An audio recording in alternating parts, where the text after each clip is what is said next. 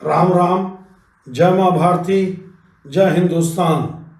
आप सभी का मेरे YouTube चैनल सत्य साक्षात्कार में हार्दिक अभिनंदन एवं स्वागत है। आज वीर बाल दिवस, शहीदी दिवस है। मैं पुण्य स्मरण करते हुए, चरण वंदन करते हुए आज देवेंद्र यादव जी जो 2 बार के MLA हैं भिलाई से, उन्होंने 20 दिसंबर से 26 दिसंबर तक जो सत्याग्रह किया, आंदोलन किया, धरना दिया, उसका एक समीक्षा करने का प्रयास करते हैं। मुद्दे तो भिलाई स्टील प्लांट ही था, जिसमें सेक्टर 3, 4 और 9 की बसाहट कब्जे को हटाना चाहता है। भिलाई स्टील प्लांट प्रबंधन मैत्री बाग को प्राइवेट में देना चाहता है, स्कूलों को प्राइवेट में देना चाहता है। सेक्टर 9 का जो अस्पताल है उसमें निजी भागीदारी की वो प्लानिंग कर रहा है। इन सब मुद्दों को लेकर 2 बार के विधायक श्री देवेंद्र यादव जी सत्याग्रह पर बैठे थे। बहुत आंदोलन के रूप में सही माना जाएगा जब वे जनता से जुड़े सीधे मुद्दे। आपको पता है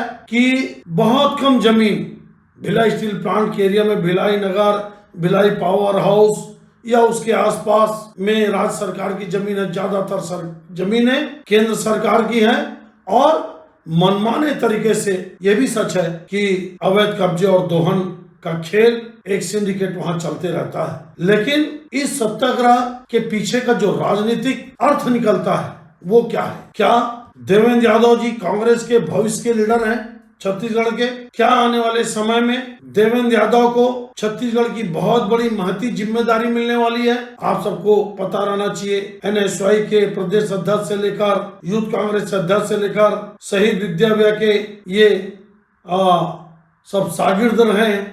इनके जो बड़े भाई थे धर्मेंद्र यादव जी, ये सब विद्याविया की खोज है या विद्याविया इनको राजनीति में आगे लाए, बढ़ाए। क्या है इसके पीछे की राजनीतिक समीक्षा? क्या है भविष्य? क्या देवेंद्र यादव जी कार्यकारी अध्यक्ष बन सकते हैं बहुत जल्द? मेरे को तो नहीं लगता कि दीपक बैस जी हटाए जाएंगे। अगर हटाए जाते हैं तो क्या कोई आदिवासी बनेगा या TS बाबा जी बनेंगे या खुद देवेंद्र यादव जी बनाए दिए जाएंगे? बिहार में इनको बहुत बड़ी जिम्मेदारी मिली, ठीक है, वहां तो कांग्रेस का कुछ है ही नहीं, लेकिन 3 महीना रह के देवेंद्र यादव जी ने वहां राहुल गांधी जी के दिशा निर्देशों पर खूब मेहनत किया, खूब पसीना बहाया। लेकिन इस सत्याग्रह के माध्यम से मैं निश्चित रूप से बोलूंगा कि देवेंद्र यादव जी का कद छत्तीसगढ़ के कांग्रेस की राजनीति में ऊंचा हुआ है और आगे बढ़ेगा। अब यह अलग बात है कि उनके ऊपर बलौदाबाजार का जो भीषण अग्निकांड हुआ था उसको लेकर उनके खिलाफ कई सारे FIR हैं, लेकिन संगठन में नियुक्ति से तो कोई रोक नहीं सकता। और फिर भिलाई जैसे शहर से प्रेम प्रकाश पांडे जी को भले कम वोटों से 1200-1500 वोटों से हराना कोई छोटी मोटी बात नहीं है। वैसे भी आप सबको पता है कि भिलाई मिनी भारत माना जाता है। यहाँ पर बीजेपी को हराना और वो भी प्रेम प्रकाश पांडे जी को हराना कोई छोटा मोटा राजनीति या खेल नहीं है। अब इस सत्याग्रह से और क्या राजनीतिक समीकरण निकल रहे हैं? स्पष्ट दिखता है कि भूपेश बघेल जी से दूरी जबरदस्त दिखाई देती है, जबरदस्त। कौन कौन आए धरना स्थल पर?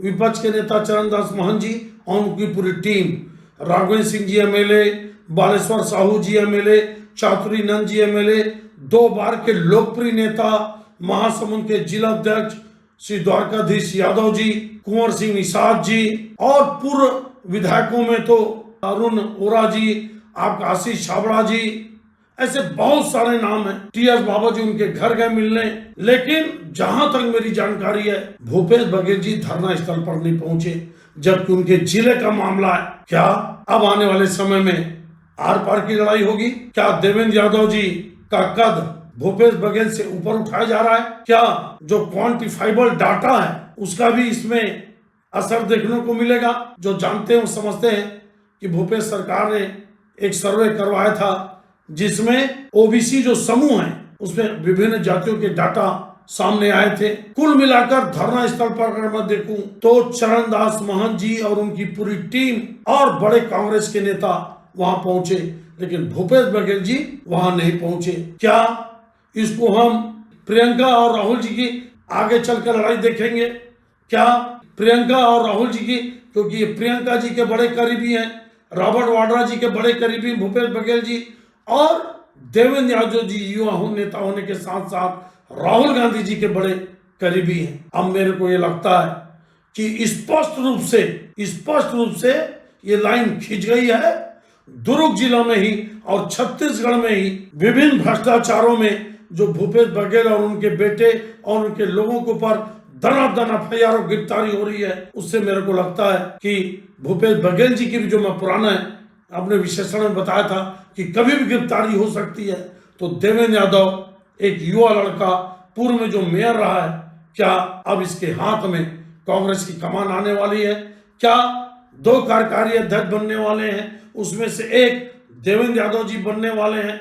क्या भूपेश बघेल का राजनीतिक जो उनकी कद है या उनका पैर कतरने की जो तैयारी है, वो लगभग पटकथा लिखी जा चुकी है। और बहुत जल्द इस सत्याग्रह से जो देवेंद्र यादव का कद बढ़ा और जो उनका ऑरा और डेवलप हुआ, छत्तीसगढ़ स्तर पर उनका और नाम और चर्चा हुआ, और आप सब जानते हैं कि अब वो पूरे प्रदेश के दौरे पर जाना शुरू कर दिए हैं। इन सब बातों को मेरे को लगता है कि छत्तीसगढ़ में कांग्रेस पार्टी के अंदर एक नए युवा नेता का उभार हो रहा है। एक नए नेता के ऊपर कांग्रेस पार्टी या राहुल गांधी जी अपना दांव चलने वाले हैं और उनको आगे बढ़ाने वाले हैं। ये मान के चलिए, ये जो लॉबी है चरणदास महंत जी का, टीएस बाबा जी का, उसमें देवेंद्र यादव जी शामिल हो गए। और मैं डंके के चोट पर बोल सकता हूं या मैं दावा कर सकता हूं कि इस सत्याग्रह से उपजी राजनीति के बाद भूपेश बघेल जी और देवेंद्र यादव जी के बीच में और बड़ी खाई बढ़ेगी, आप ये मान के चलिए। और छत्तीसगढ़ में कांग्रेस के अंदर बड़ा परिवर्तन कुछ समय में आपको देखने को मिलेगा। ये आकलन, ये समीक्षा आपको कैसा लगा, आप जरूर कमेंट्स करके बताइए। क्या आप भी सहमत हैं कि आने वाले छत्तीसगढ़ में कांग्रेस पार्टी में देवेंद्र यादव जी का कद बहुत बढ़ने वाला है और बहुत बड़ी उनको जिम्मेदारी मिलने वाली है? इंतजार करते हैं, फैसले का इंतजार करते हैं, मेरे इस समीक्षा का, इस आकलन का। अगर आपको मेरा राजनीतिक यह आकलन आपको अच्छा लगता होगा तो आप जरूर कमेंट्स करिएगा। और सच से साक्षात्कार मेरे YouTube चैनल को सब्सक्राइब करना मत भूलिएगा और सभी व्हाट्सएप ग्रुप में शेयर और फॉरवर्ड करते रहिएगा। पुनः शहीदी दिवस की पुण्य श्रद्धांजलि अर्पित करते हुए सभी साहिबजादों को चरण वंदन करते हुए उनको नमन करता हूं। जय हिंद, जय भारत, जय छत्तीसगढ़।